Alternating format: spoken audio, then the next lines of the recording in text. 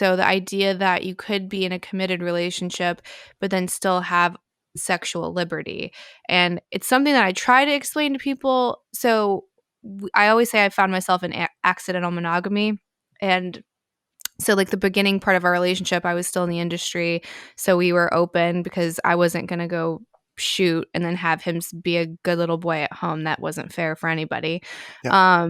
So we had to very carefully craft our rule book for each other because we don't have any examples. Like, this is something that everyone tells you can't work, and that it's immoral and all of these things. So you kind of have to just figure it out as you go.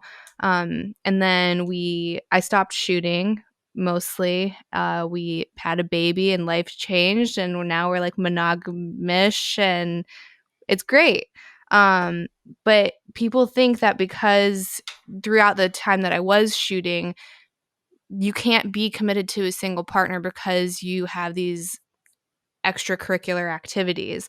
Like, they're not the same thing, and I don't know how to explain it, but you can absolutely be committed to somebody and build a life and still have these sexual liberties. Like, they're not at as much at odds with one another that you would think that they are.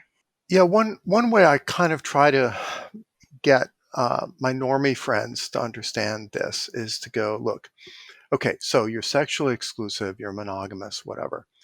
Okay, when you go see like a DC superhero movie, and your wife is kind of admiring Henry Cavill playing Superman, like, oh, those muscles, oh, and you're admiring like Gal Gadot playing Wonder Woman.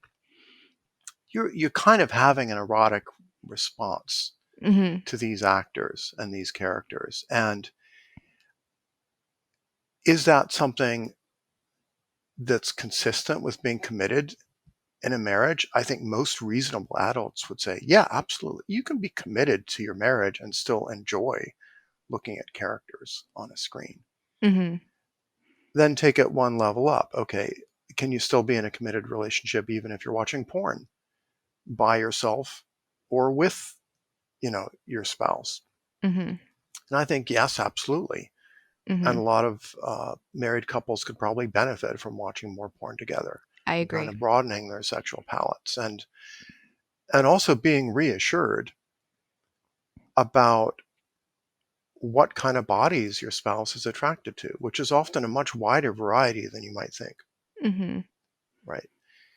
Um, so if you start to get people into realizing, oh yeah, there's actually a gray area about what does commitment really mean? Oh, you can have commitment even if you're admiring superheroes or you're watching porn, or maybe even if you have a little bit of a flirtation with a coworker or a neighbor or whatever, Mhm. or some other parent whose kids go to the same school, not necessarily an existential threat to the marriage.